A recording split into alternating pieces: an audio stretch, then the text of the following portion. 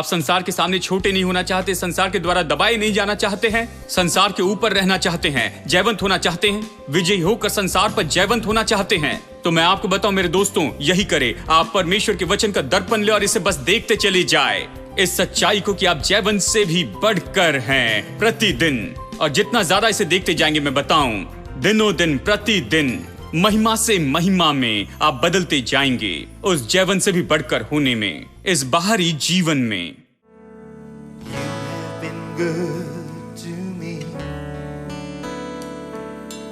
You have been good to me. You have been faithful. You have been gracious, meeting my needs. Lord, it's so plain to see. You have been good to me. I have been given so much I can't even begin to thank you. And still I believe there is more. I believe there is more. I believe. So I open my hands to receive all that your love has in store. And still I believe there is more. I believe there is more. I believe. And so I open my hands to receive all that your love has in store. And Lord, I believe.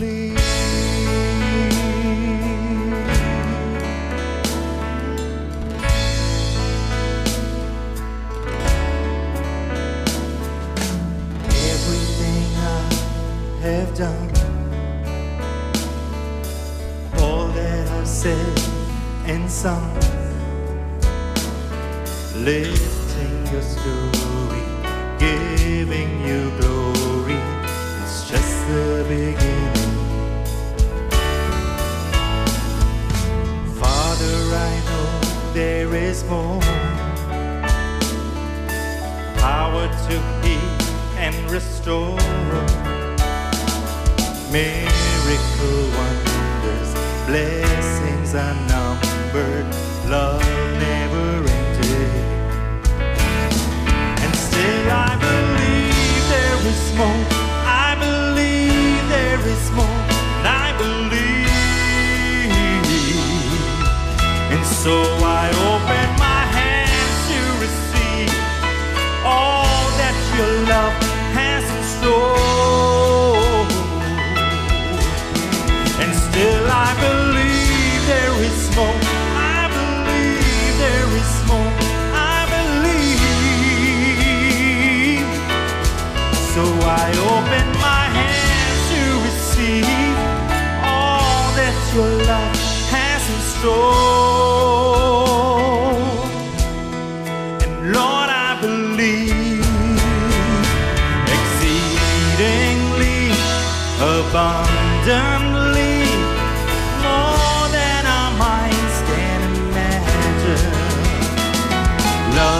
overflowing, you are bestowing day after day after day.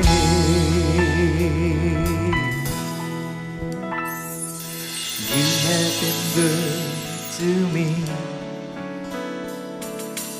You have been good to me. Yes. You have been faithful.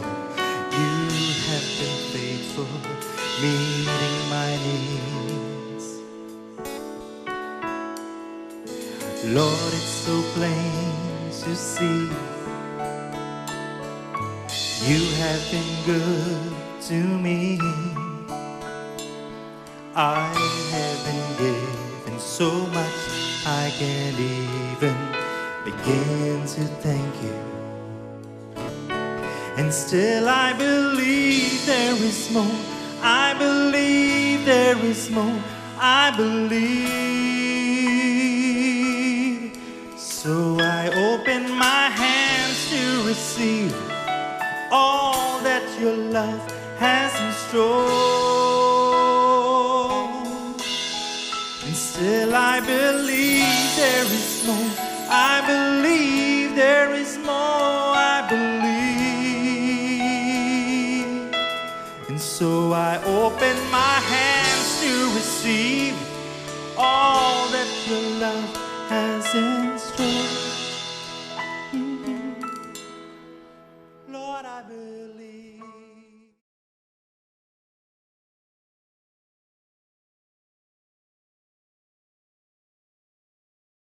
मेरे साथ निकालिए पहला कुरिन्थियों अध्याय 2।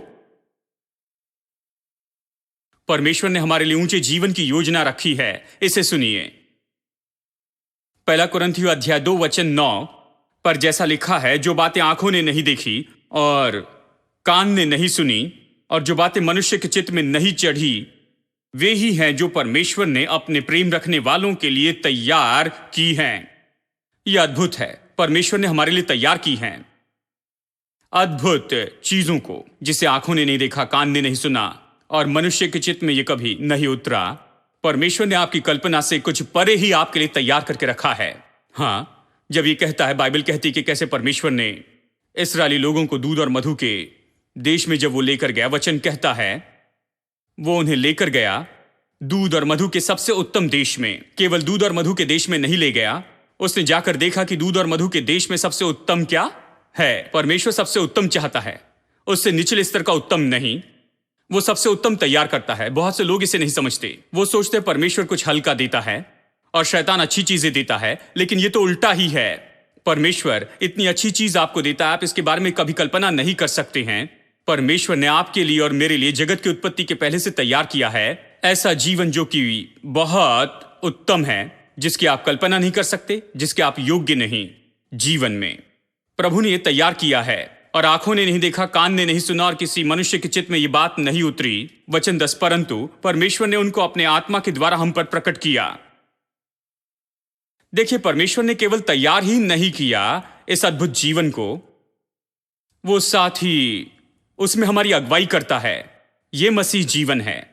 उसने इसे तैयार करके कहीं छिपा नहीं दिया और लुका छिपी का खेल नहीं खेलता कि आशा है कि मरने के पहले आप इसे खोज निकालेंगे। नहीं, वो तैयार करता है और वो आपको एक मार्ग देता है कि आप निश्चित रूप में इसे देख सके, इसे ढूंढ सके और इसका आनंद उठा सके। तो परमेश्वर ने अपनी आत्मा के द्वारा हम पर यह प्रकट किया है। तो परमेश्वर की आत्मा वो प्रयोजन है जो प्रभु ने दिया है। प्रभु ने अपनी आत्मा भेजी कि वो ये बातें हम पर प्रकट कर दे, क्योंकि आत्मा सब बातें वरन परमेश्वर की गुड़ बातों को भी जांचता है। परमेश्वर की आत्मा किसी भी मनुष्य से परमेश्वर की बातों को अच्छे से जानती है। अगला वचन देखिए, मनुष्य में से कौन किसी मनुष्य की बातें जानता है? केवल मनुष्य की आत्मा जो उसमें है। वैसे ही परमेश्वर की बातें भी कोई नहीं जानता, केवल परमेश्वर का आत्मा। अब देखिए वचन 12, परंतु हमने संसार की आत्मा नहीं पाई। फिर से देखिए ये शब्द संसार, परंतु हमने संसार की आत्मा नहीं पाई है। सब लोग कहे संसार की। हमने इसे नहीं पाया है। देखिए, विश्वासी के नाते हमने संसार की आत्मा को नहीं जाना है।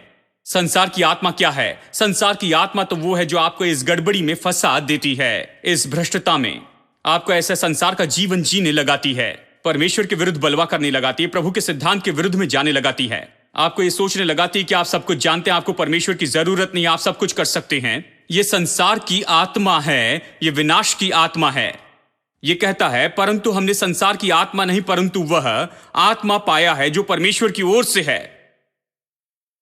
हम यहां रहते हैं लेकिन प्रभु का आत्मा हमारे पास है, परमेश्वर का आत्मा, कि हम उन बातों को जाने जो परमेश्वर ने हमें दे दी हैं। देखिए, हम इस संसार में जीते हैं लेकिन हमारे पास परमेश्वर से है।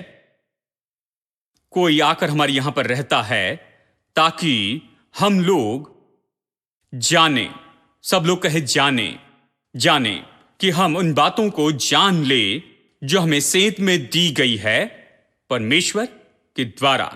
कितनी अद्भुत बात है। देखिए, परमेश्वर जीवन तैयार करता है और फिर इस व्यक्ति को तैयार करता है केवल इस जीवन में हमारी अगुवाई के लिए। इसलिए मैं आपको बताता हूं दोस्तों, हमारे पास कोई बहाना नहीं है कि हमें क्यों विजय में नहीं चलना है, इस संसार में पूरी विजय में क्यों नहीं चलना है। और ये सारे बहाने कि हाँ हम अभी भी संसार में हैं ब्रदर, अभी भी हम पापमय संसार में हैं, देखिए सब बेकार की बात है। तो फिर पवित्र आत्मा क्यों आया? परमेश्वर ने पवित्र आत्मा क्यों भेजा? हमें वचन क्यों दिया? क्यों बाइबल इस तरह से कहती है कि हम इस संसार की भ्रष्टता से बच सके?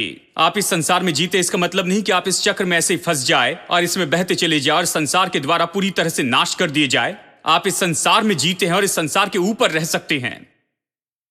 आप इस संसार में जी सकते हैं, इस संसार के ऊपर जीते हैं और इस संसार पर जय पाते हैं और संसार जो भी आपसे करता है उस पर जय पाते। आप इस संसार में सफलता से जी सकते हैं, यही इसका मतलब है। ठीक है, अब रोमियो 12 को देखिए। यह कैसे होता है? यह मन को नया बनाने से होता है। यह कैसे होता है? यह होता है जब हम शुरू करते हैं, जब हम अपनी सोच को बदल देते हैं और हम बदलते हैं अपने ज्ञान में, परमेश्वर की बातों के बारे में। देखिए वचन 2, इस संसार के सदृश न बनो परंतु तुम्हारे मन के नए हो जाने से तुम्हारा चाल चलन बदले। देखिए शब्द बदल जाए, मन के नए हो जाने से तुम भी बदल जाओ। क्यों? जिससे तुम परमेश्वर की भली और भावती और सिद्ध इच्छा अनुभव से मालूम करते रहो कि तुम परमेश्वर की सिद्ध इच्छा में जीते जाओ। बाइबल ये कहती है तुम बदल जाओ अपने मन के नए हो जाने से। देखिए अगर आप पहले जैसे ही सोचते चले जाएंगे, जैसे संसार की सोच है, हम संसार की सोच के साथ में बड़े हैं, इस संसार में जन्मे, संसार में बड़े हैं, नया जन्म पाने तक कई साल बीत गए, तो हम मन में संसार से भरे हैं। तो जब हम परमेश्वर के पास आते हैं तो हमें अपना मन नया बनाना है, हमें अपने मन को आत्मिक मन बनाना है और हमें संसार का मन नहीं रखना है। संसार का मन कहता है कि इस समस्या के लिए मेरे पास में एक हल है, सभी लोग इसी तरह से इससे निपटते हैं, लेकिन आत्मिक मन कहता है नहीं, इस समस्या के लिए मेरे पास में दूसरा हल है, प्रभु चाहता है मैं ऐसे इसे हल कर दूं। ठीक है, तो आपको आत्मिक मन चाहिए ताकि आप परमेश्वर की सिद्ध इच्छा में जीते चले जाएं। अब परमेश्वर की सिद्ध इच्छा जीने का सिद्ध तरीका है, आप इससे बेहतर कुछ नहीं पाते हैं। जब आप शुरू करते हैं कि परमेश्वर को सही तरीके से समझे, जब आप शुरू करते हैं कि अपने अंदर में सही विचार लेते जाएं, तो क्या होता है? देखिए वहां पर एक बड़ा बदलाव होता है। आपकी नई सोच के कारण आपके भीतर में यहां पर बड़ा बदलाव होता है जो बाहर में सफलता का जीवन लेकर आता है। प्रभु ऐसे काम करता है। हम प्रभु को सहयोग देते हैं, परमेश्वर ने पवित्र आत्मा भेजा है, परमेश्वर ने वचन भेजा है, वचन वहां जाना चाहिए, वचन ने हमें भरना चाहिए, वचन ने हमारे मन को भरना चाहिए, सारी पुरानी गंदगी से साफ करना चाहिए और इसे भरना है नई चीजों से। ये पूरी तरह से नया बन जाए और पूरी तरह से नया हो जाए, सारी बुरी बातों से साफ हो, गलत मार्गों से साफ हो जाए कि परमेश्वर के मार्ग हमारे मार्ग हो जाएं। जब इसे करते हैं तो मैं आपको बताऊं, आप अलग व्यक्ति होगे। ये बहुत ही महत्वपूर्ण बात है। यहां प्राण में देखिए बुद्धिमत्ता, भावना और इच्छा जुड़ी है, और इच्छा तो इतनी महत्वपूर्ण बात है, इच्छा के बिना आप कहीं नहीं जा सकते। मैं सच्चाई को जान सकता हूं, लेकिन केवल जब मैं अपनी इच्छा से सच्चाई स्वीकार करता तो उद्धार पा सकता हूं। मैं सच्चाई जान सकता हूं कि यीशु उद्धारक है, लेकिन मुझे अपनी इच्छा से निर्णय लेना है कि यीशु को अपना उद्धारकर्ता बनाऊं। मुझे इच्छा का उपयोग करके निर्णय लेना है कि यीशु को अपना उद्धारक बनाऊं ताकि मैं उद्धार पाऊं। सच्चाई जानना काफी नहीं, लेकिन मुझे इस योग्य होना है, इच्छा से काम करूं। तो परमेश्वर इसमें दिलचस्पी लेता है। ये क्षेत्र जिसे कहते हैं मन, भावना और इच्छाएं, जो हमारे प्राण का भाग है, इसे बदलना चाहता है कि हम सिद्ध इच्छा में चलते जाएं, कि हम विजय में चलते जाएं। चाहे हम इस संसार में रहे, लेकिन फिर भी इस संसार के द्वारा बर्बाद नहीं होंगे, इसके द्वारा नाश नहीं होंगे। हम भीतर से बाहर जीते हैं, यानी हम तो बदले हैं भीतर से। इस बदलाव के द्वारा, ये बदलाव शब्द आता है मेटामॉर्फोसिस शब्द से। मेटामॉर्फोसिस ये शब्द उपयोग होता है कि कैसे एक तितली बन जाती है, जानते हैं, उससे एक ककून से, जानते हैं। ये पूरी क्रिया कि कैसे एक तितली बनती है, इस पूरी क्रिया को मेटाफोरसिस कहते हैं। ये शब्द यहां उपयोग हुआ और 2 जगह पर इसका उपयोग हुआ है। इसका यह अर्थ है, अगर आप इसे समझते हैं कि इसका क्या मतलब है, तो ये सच में आपकी मदद करेगा।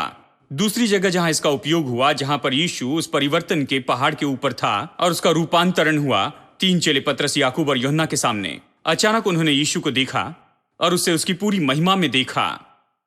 लेकिन वो इसे पहले ऐसा क्यों नहीं देख सके? क्योंकि वो तो शरीर का वस्त्र पहने था। उसका शरीर भीतर की महिमा को ढाक रहा था। वो जो भीतर में था उसे बाहरी रूप में नहीं देख पाए। वो सामान्य मनुष्य जैसे दिखता था, तो उसे परमेश्वर के पुत्र के जैसे नहीं देखा। परमेश्वर का महिमा में अनंत काल का पुत्र नहीं देखा। और उस पहाड़ पर कुछ हुआ, जो कुछ भी भीतर में था वो सब दिखने लग गया, वो चमकने लग गया। परमेश्वर ने उसे खोल दिया, पर्दे को हटाया, उसे चमकने दिया कि ये लोग देख सके। तीसरी जगह जहां पर इसका उपयोग हुआ, 2 कुरिन्थियों में, मैं इसे पढ़कर संदेश खत्म करूंगा। 2 कुरिन्थियों, और ये हमारे बारे में है। 2 कुरिन्थियों अध्याय 3, चलिए वचन 17-18 पढ़ते हैं। प्रभु तो आत्मा है, और जहां कहां प्रभु का आत्मा है वहां स्वतंत्रता है।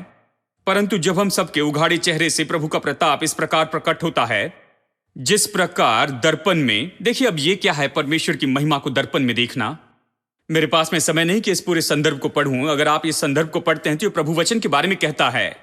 परमेश्वर का वचन जो हमारे हाथों में है, ये आईने जैसे है। शीशा, यहां पर सच में इसका मतलब है आईना। तो ये कहता है, उघाड़े चेहरे से प्रभु का प्रताप इस प्रकार प्रकट होता है जिस प्रकार दर्पण में। कहिए, मेरे हाथों में अगर कोई आईना है, मैं उसमें देखता हूं तो क्या देखूंगा? मैं अपने चेहरे को देखूंगा। ठीक है, आईने का इसलिए उपयोग होता है ताकि आप आईने में देखें। जो भी आईने में देखता है उसी का चेहरा आपको आईने में दिखता है। लेकिन ये तो आत्मिक आईना है। परमेश्वर का वचन आत्मिक आईना है। तो आप इस चेहरे को नहीं देखते हैं, आप अपने भीतरी व्यक्तित्व को देखते हैं, असली चेहरे को, कि सच में आप कौन हैं। क्या आपने देखा है कि आप सच में कौन हैं? तो आपको इस आईने में देखना है। यही समस्या है, लोगों ने नहीं देखा है कि वो सच में कौन है। बस इस चेहरे को देखा है, उस आईने के सामने खड़े रहते हैं और बस ऐसे ही इसे साफ करते हैं, इसे ब्रश करते रहते हैं, जानते हैं, उन सारी चीजों को लगाते जाते हैं और इसके लिए कई घंटे लग जाते हैं। लेकिन इसे बस 2 मिनट देखते हैं और बंद करते हैं, इसे अच्छे से देखते भी नहीं हैं। परमेश्वर का वचन यहां पर दर्पण के रूप में बताया गया है, यहां पर और 1 पत्रस अध्याय 1 में भी यह दर्पण बताया गया है। यह सच्चा दर्पण है, आपको यहां पर देखना है। दूसरे आईने में जो देखते हैं उससे भी बढ़कर, क्योंकि ये आपको बदलने के लिए कुछ करता है। अवश्य ही हमें उस दर्पण में भी देखना चाहिए, नहीं तो फिर कई बार ये सह नहीं सकते हैं। लेकिन मैं ये कह रहा हूं, देखिए, इस आईने में देखना तो बहुत ही ज्यादा फलवंत होता है, क्योंकि इसके कारण बहुत ही अद्भुत बदलाव आते हैं। जब आप इस आईने में देखते हैं तो आप अपने चेहरे को देखते हैं कि आप सच में मसीह यीशु में कौन हैं। आप इसमें बस यही देखते हैं। आप क्या देखते हैं? ये कहता है, हम दर्पण में परमेश्वर की महिमा को देखते हैं। ये नहीं कहता कि आप खुद को देखते हैं जैसे आप मसीह में हैं। नहीं, ये कहता है आप परमेश्वर की महिमा को देखते हैं। ये ऐसा क्यों कहता है? क्योंकि आप तो मसीह यीशु में बस यही तो हैं। जब आप सच में अपने आप को अपने भीतर में देखते हैं तो आप परमेश्वर की महिमा को देखते हैं। यह कितना अलग चित्र है जो उन्होंने हमें बताया कि तुम तो बहुत ही गंदे पापी हो, अच्छे नहीं हो, बेकार हो। मैं इन सब पर विश्वास करता था, लेकिन जब मैंने इस दर्पण में देखना शुरू किया तो इस दर्पण ने मुझे बताना शुरू कर दिया, मैं तो परमेश्वर की महिमा से भरा हुआ हूं, मैं नई सृष्टि हूं। मैंने नया जन्म पाया, पुरानी बातें बीत गई, सारी बातें नई हो गई है। मैंने सच में इसे नहीं देखा जब तक कि मैंने यहां पर इस दर्पण में नहीं देखा। यह दर्पण मुझे बताता है मुझे कितना शुद्ध किया गया, मेरा भीतरी भाग कितना महिमामय है, यह नई सृष्टि कितनी अद्भुत है। मैं प्रभु की महिमा को देखता हूं। जब मैं इस आईने में देखता हूं और जब खुद को देखता हूं तो प्रभु की महिमा को देखता हूं, और जैसे इसे देखता हूं मैं उसी के स्वरूप में बदलते जाता हूं, महिमा से महिमा में। इसका मतलब मैं बेहतर और बेहतर होते जाता, उसी स्वरूप में मैं बदलते चले जाता हूं। किस स्वरूप में बदलता हूं? उस महिमा के स्वरूप में मैं बदलते जाता हूं, परमेश्वर की आत्मा के द्वारा। चलिए इसे मैं समझा कर बताता हूं। जब मैं इसमें देखता हूं तो मैं देखता हूं मेरे भीतरी भाग को कि मैं मसीह यीशु में कौन हूं। और मैं चौंक जाता हूं। मैं पवित्र हूं, मैं नई सृष्टि हूं, न्यायजन पाया, प्रभु की संतान हूं। पुरानी बातें बीत गई, सब कुछ नया हो गया है। यह अद्भुत है, प्रभु की महिमा। और जैसे मैं इसे देखते जाता हूं, रविवार को चर्च में जाता हूं और सुनता हूं कि मैं जैवन से भी बढ़कर हूं। यह आईने में है, आईना मुझे बताता है मैं जैवन से बढ़कर हूं। मैं इसे देखता हूं, मैं वापस जाता हूं सोमवार से शनिवार, इसे देखते जाता हूं। मैं जैवन से बढ़कर हूं, मैं जैवन से बढ़कर हूं, मैं जैवन से बढ़कर हूं। और जैसे मैं इसे देखते चले जाता हूं, मैं सच में पूरी तरह बदलता हूं, महिमा से महिमा में, कदम ब कदम, और बहुत ही उत्तम और उत्तम होते जाता हूं। मैं जैवन से भी बढ़कर हो जाता हूं इस असली जीवन में। मैं जो कुछ भी भीतर में हूं, वही तो मैं बाहर से हो जाता हूं। अभी मैं भीतर से बाहर जी रहा हूं। मैं तो पहले से ही जैवन से भी बढ़कर हूं मेरे भीतर में, लेकिन अभी मैं जबकि देख रहा हूं कि मैं कौन हूं और इस पर मनन करता हूं और इसे बस देखते जाता हूं, मैं इसे जितना ज्यादा देखते जाता हूं, उतना ही ज्यादा मैं उसी स्वरूप में बदलते चले जाता हूं। क्या आप विजय में चलना चाहते हैं? जयवंत होना चाहते हैं? इस संसार के ऊपर रहना चाहते हैं? संसार को हराना चाहते? ये नहीं चाहते कि संसार हमेशा आपको हराते जाए? आप संसार के सामने छोटे नहीं होना चाहते? संसार के द्वारा दबाए नहीं जाना चाहते हैं? संसार के ऊपर रहना चाहते हैं? जयवंत होना चाहते हैं? विजयी होकर संसार पर जयवंत होना चाहते हैं? तो मैं आपको बताऊं मेरे दोस्तों, यही करे। आप परमेश्वर के वचन का दर्पण ले और इसे बस देखते चले जाए, इस सच्चाई को कि आप जयवंत से भी बढ़कर हैं प्रतिदिन। और जितना ज्यादा इसे देखते जाएंगे, मैं बताऊं, दिनों दिन, प्रतिदिन, महिमा से महिमा में आप बदलते जाएंगे, उस जैवन से भी बढ़कर होने में, इस बाहरी जीवन में। जो भी भीतर में है वो बाहर आएगा। बदलाव तो केवल इसी के बारे में है। यीशु के साथ में यही हुआ। जो कुछ भी यीशु के भीतर था वो बाहर प्रकट हुआ। और जब बाइबल कहती कि नए हो जाएं, यानी बाइबल कहती है कि अपने मन के नए हो जाने से तुम्हारा चाल चलन भी नया हो। कहता है प्रभु का वचन ले, उसे दिल में रखे और बस देखते चले जाए इस दर्पण में, जब तक कि आप बदल न जाए, जब तक कि आप उस व्यक्ति के जैसे न बन जाए। आप तो पहले से ही जैवन से बढ़कर हैं, लेकिन आपको जैवन से बढ़कर जीना होगा। और यह सब कब होगा? जब आप इसे देखते जाएंगे तो आप निश्चय ही जैवन से भी बढ़कर हो जाएंगे। God is the strength of my heart. God is the strength of my heart. God is the strength of my heart and my portion forever. God is the strength of my heart. God is the strength of my heart. God is the strength of my heart and my portion forever.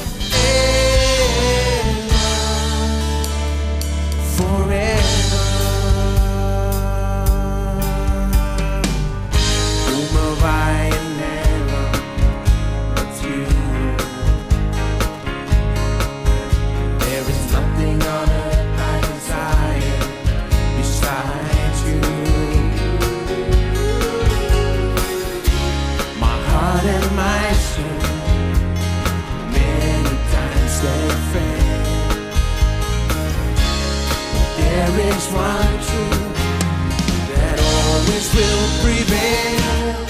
God is the strength of my heart. God is the strength of my heart. God is the strength of my heart and my portion forever. God is the strength of my heart. God is the strength of my heart. God is the strength of my heart and my portion forever, forever. Who am I in heaven but you? There is nothing on earth I desire besides you.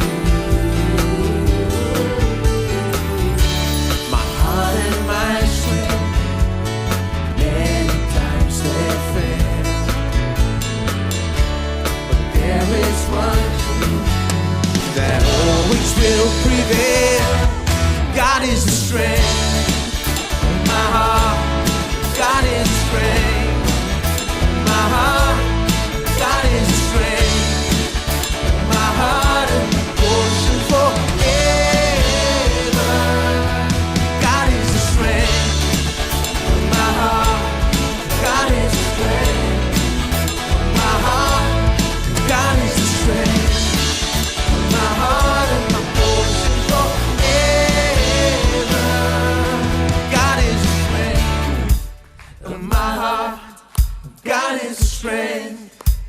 of my heart.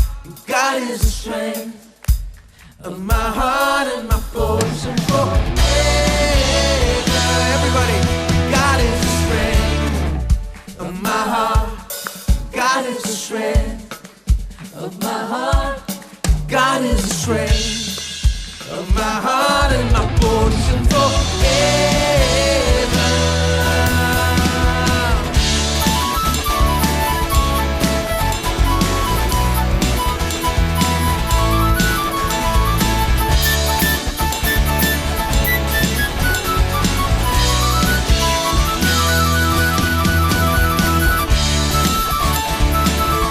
Just continue praising God.